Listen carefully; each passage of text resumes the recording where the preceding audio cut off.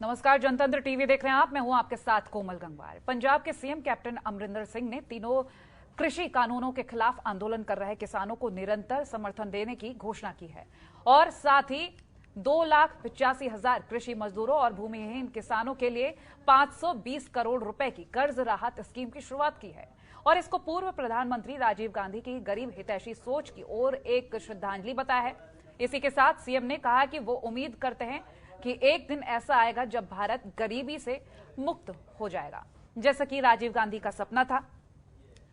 उन्होंने इस बेहद अहम स्कीम को अपने करीबी दोस्त के 77वें जन्मदिन पर राज्य को समर्पित किया है।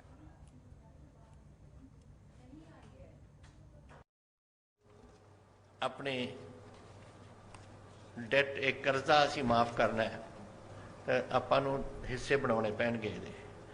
पहला तो असी वन टाइम सैटलमेंट स्कीम की 2017 और कोऑपरेटिव बैंक के तकरीबन 5,941 लोगों नूं 128 करोड़ का उन्होंने कर्जा माफ किया। फिर असी 2020 3,370 लोगों का 78 करोड़ रुपया उन्होंने असी माफ किया। सो ये गल्लां जिहड़ियां ने ये सरकारां नूं सोचना पैना और असी ये छोटे किसानों वास्ते 5,85,000 छोटे और मार्जिनल किसान से उन्होंने 4700 करोड़ रुपया असी माफ किया, उन्होंने 2 लाख तक। फिर रह कौन गया? रह गए वो जिहड़े गरीब से, जिहड़े किसानां ते निर्भर से और उन्होंने को जमीन काश्तकारी वास्ते कुछ भी नहीं, और ओदा अज दे दिन असी कर रहे हैं 526 करोड़ माफ, ताकि ये छोटे जदों जदों किसान नहीं इन्हों कुछ दे सकता, इन्होंने वास्ते काम कुछ है नहीं, तो फिर रोटी। और वहीं श्री आनंदपुर साहिब में राज्य स्तरीय कार्यक्रम के दौरान पंजाब सीएम कैप्टन अमरिंदर सिंह ने राखी बंधवाई, जहां इस दौरान सीएम ने कहा कि मेरे हाथ पर राखी बांधने के लिए छोटी बच्चियों जागृति और नैना को मेरा प्यार। शायद बहुतिਆਂ ਨੂੰ पता होवे या ना पता होवे, ਅੱਜ ਸਾਡੀਆਂ ਪੰਜਾਬ ਦੀਆਂ ਬੱਸਾਂ ਵਿੱਚ ਇਹੋ ਜਿਹੇ सिस्टम ला दिते गए हैं सेफ्टी वास्ते। और वहीं पंजाब के मुख्यमंत्री कैप्टन अमरिंदर सिंह और पंजाब कांग्रेस के प्रदेश अध्यक्ष नवजोत सिंह सिद्धू के बीच मुलाकात हुई और 10 सदस्य रणनीतिक नीति ग्रुप बनाने पर सहमति बनी है। बता दें कि हर हफ्ते ग्रुप की बैठक होगी, जिसमें सरकारी योजनाओं को तेजी से लागू करने पर चर्चा होगी, जिसके मुखिया मुख्यमंत्री अमरिंदर होंगे, जिससे पार्टी और सरकार के बीच समन्वय बढ़ेगा।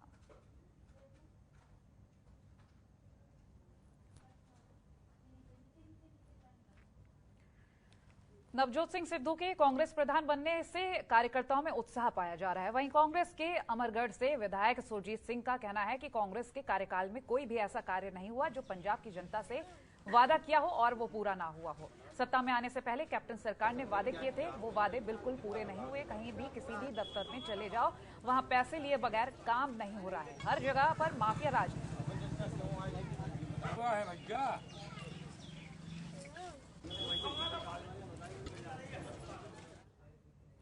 और वहीं हरियाणा विधानसभा का मानसून सत्र शुरू हो गया है, जिसको लेकर सभी निर्दलीय विधायकों ने संयुक्त बैठक की, जिसमें कांग्रेस के झूठ और दुष्प्रचार को मानसून सत्र में बेनकाब करने की रणनीति बनाई गई। वहीं सीएम और डिप्टी सीएम ने विधायकों के सामने सभी प्रमाणिक तथ्य रखे और कहा कि सरकार और सभी समर्थक विधायक विपक्ष के हर मुद्दे का तार्किक तरीके से सदन में जवाब दें।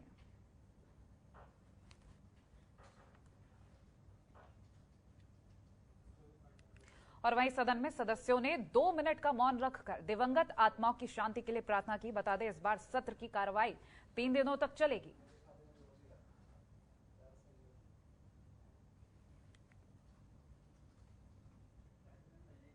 चंडीगढ़ में हरियाणा विधानसभा के मानसून सत्र की शुरुआत हुई, जहां पर इस सत्र में गृह मंत्री अनिल विज शामिल नहीं हुए। तबियत खराब होने की वजह से अनिल विज डॉक्टर से राय पाने के बाद आराम करने की उन्हें सलाह मिली है।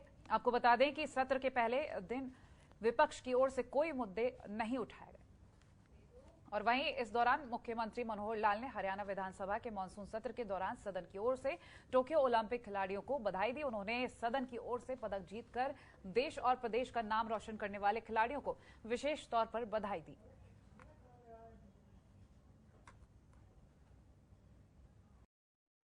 चल रही हैं। आज भी हमारे यहाँ लगभग 670 के आसपास एक्टिव पेशेंट्स अभी भी हैं विभिन्न जिलों में। तो इसलिए इस विषय पर बहुत गंभीरता से हम लोग लगातार काम कर रहे हैं। प्रारंभ दिन से व्यवस्थाएं भी खूब हमने बनाई हैं। ये बात भी ठीक है कि उसके अंदर ऑक्सीजन की एक भारी कमी हमारे आई, लेकिन चूंकि सरकार के हाथ में ऐसी चीज नहीं थी, जितनी ऑक्सीजन हमको उपलब्ध हो रही थी सारी ऑक्सीजन केंद्र ने अपने हाथ में लेकर के उसको कोटा उसका निश्चित किया था। हमारे यहाँ पहले 150 मीट्रिक टन का कोटा हमको मिला, फिर बाद में बढ़ते बढ़ते 285 मीट्रिक टन तक हमको ऑक्सीजन मिली। और वहीं हरियाणा विधानसभा के मानसून सत्र के पहले दिन सत्र के शुरू होने से पहले विपक्षी कांग्रेस के विधायकों ने प्रदर्शन करते हुए विधानसभा में प्रवेश किया, जहां इस दौरान पहले मौजूद पुलिस और कांग्रेस विधायकों के बीच धक्का मुक्की भी हुई। आपको बता दें कि नेता विपक्ष भूपेंद्र सिंह हुड्डा के नेतृत्व में कांग्रेसी विधायक प्रदर्शन करते हुए विधानसभा की तरफ मार्च कर रहे थे। जैसे एंट्री गेट पर पहुंचे तो पुलिस ने बैरिकेड लगाकर उन्हें रोक लिया। इसी दौरान दोनों के बीच कई देर तक बहस हुई और बाद में कांग्रेस विधायकों ने जबरन बैरिकेड्स को साइड में कर अंदर चले गए। सरकार पर है और जो राशन बांटने की बात कह रहे हैं, जो राशन हमारे समय में दाल भी मिलती थी, सरसों का तेल भी मिलता था, नमक भी मिलता था, वो भी बंद कर दिया। कह रहे 5 किलो हम गेहूं देंगे, अब 3 किलो गेहूं और 2 किलो बाजरा दे रहे हैं और ऐसा अनाज दे रहे हैं जो जानवर भी ना खाए। ना कि बीजेपी सरकार पर घोटालों और अनियमितताओं के आरोप लगाते हुए जो कांग्रेस है मानसून सत्र के दौरान प्रदर्शन करके जा रही है। इस वक्त हमारे साथ बातचीत करने के लिए कांग्रेस विधायक जगबीर मलिक जी से बात करें। सर, क्या कहेंगे आज जो आप प्रदर्शन करते हुए जा रहे हैं? ऐसा है जी, जब हमें रोका गया, ये जो है कंडेमेबल एक्शन है, इसकी घोर निंदा करते हैं। अगर चुने हुए नुमाइंदे अगर विधानसभा में रोके जाएंगे तो किसके लिए है विधानसभा? कहीं ना कहीं प्रिविलेज, ब्रीच ऑफ प्रिविलेज। हाँ, वो देखते हैं, बात करेंगे। सर, आज जो आप प्रदर्शन करते हुए जा रहे हैं, इसका बेसिकली क्या मकसद? इसका मकसद ये है कि भाई एक तो महंगाई इतनी जबरदस्त होगी, आम घर में चूल्हा जलना बंद हो गया, डीजल और उसकी कीमत के साथ साथ पेट्रोल, मतलब सभी कीमतें जो है बहुत आसमान छू गई हैं। किसानों का बहुत बड़ा मुद्दा है। 8-9 महीने से लाखों किसान जो है वो सड़कों पर बरसात में, सर्दी में, गर्मी में बैठे हैं। 600-700 किसान मर गए हैं जी। हमारी तो ये मांग है कि हठ धर्मिता को छोड़कर और वो खुशी खुशी उनको घर भेजना चाहिए, कानून वापस होने चाहिए। सर, सत्र के दौरान विपक्ष की तरफ से 35 कॉलिंग अटेंशन लगाए गए हैं, लेकिन क्या आपको लगता है 3 दिन का सत्र लगाकर सरकार ने अपने इरादे जो है वो जता दिए हैं कि क्या वाकई में चर्चा करेंगे या नहीं करेंगे? ऐसा है जी, ये सरकार भाग रही है, चर्चा करने से भाग रही है। जनहित के मुद्दे ना उठें क्योंकि फिर इनका एक्सपोजर होता है। जनहित का तो इन्होंने कोई काम किया नहीं जी। ठीक है, थैंक यू। तो ये थे हमारे साथ कांग्रेस विधायक जगबीर मलिक, जिनका कहना है कि बीजेपी सरकार के घोटालों के को लेकर वो आज जो है प्रदर्शन करते हुए विधानसभा जा रहे हैं और उनको गेट पर रोका भी गया है, जिसको लेकर वो प्रिविलेज ऑफ ब्रीच का मैटर भी बता रहे हैं और इसको लेकर वो विधानसभा में आवाज भी उठाएंगे। चंडीगढ़ से कैमरामैन अमित के लिए ओपी शर्मा, जनतंत्र टीवी। और वहीं करनाल के सेक्टर 12 के नजदीक बने राजीव गांधी स्मारक पर पुष्प अर्पित कर कांग्रेस पार्टी के कार्यकर्ताओं ने पूर्व प्रधानमंत्री राजीव गांधी का जन्म दिवस मनाया। करनाल के हल्का असंध के कांग्रेस विधायक शमशेर सिंह गोगी भी इस दौरान मौजूद रहे। विधायक गोगी ने कहा, राजीव गांधी ने नए युग की शुरुआत की थी। आज उनकी वजह से पूरे देश को मॉडर्न भारत के नाम से जाना जाता है। आज उनके जन्मदिन पर उन्हें सब याद कर रहे हैं। उनके दिखाए हुए रास्ते पर चलना ही हमारी परम कर्तव्य है।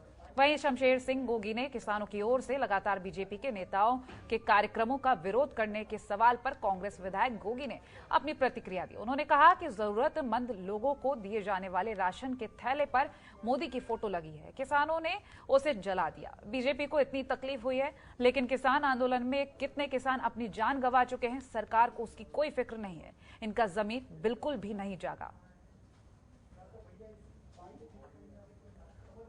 और वहीं कुरुक्षेत्र में कांग्रेस के कद्दावर नेता और पूर्व मंत्री अशोक अरोड़ा ने कहा कि आज देश भर में पूर्व प्रधानमंत्री राजीव गांधी का जन्म दिवस मनाया जा रहा है। देश भर में कांग्रेस पार्टी के कार्यकर्ता जरूरतमंद लोगों को भोजन दवाई देकर उनका जन्मदिन मना रहे हैं। राजीव गांधी आधुनिक युग के निर्माता थे। उन्होंने सरकार पर निशाना साधते हुए कहा कि सरकार प्रजातंत्र को खत्म करने पर लगी हुई है। बीजेपी के अन्न उत्सव के बारे में अशोक अरोड़ा ने कहा कि बड़े दुर्भाग्य की बात है कि किस तरह से गरीब आदमी का मजाक उड़ाया जा रहा है। कई जगह तो देखने में आया है कि सड़ा हुआ अनाज दिया गया है। बीजेपी अपना प्रचार कर रही है।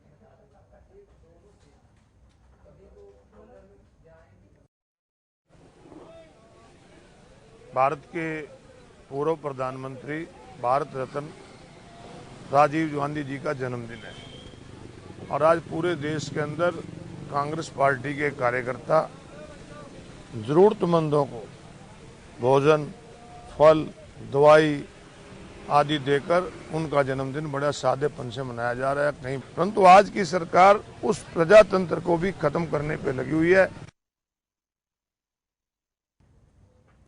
इनेलो नेता अर्जुन चौटाला ने एक कैथल आरकेएम पैलेस में कार्यकर्ताओं के साथ बैठक की, जिसके बाद मीडिया से बातचीत करते हुए अर्जुन चौटाला ने बीजेपी और जेजेपी सरकार पर जमकर निशाना साधा।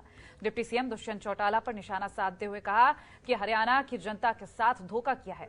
हरियाणा की जनता खुलकर जेजेपी का विरोध कर रही है। इनेलो पार्टी की मजबूती को लेकर भी अर्जुन चौटाला ने कहा कि जो लोग इनेलो पार्टी को छोड़कर गए थे वो भी अब वापस पार्टी में आने की बात कर रहे हैं और संगठन को मजबूत करने के लिए पार्टी के कार्यकर्ता का मान सम्मान करना होता है। चौधरी ओम प्रकाश चौटाला ने अपने कार्यकर्ता के मान सम्मान सबसे आगे रखने का काम किया है।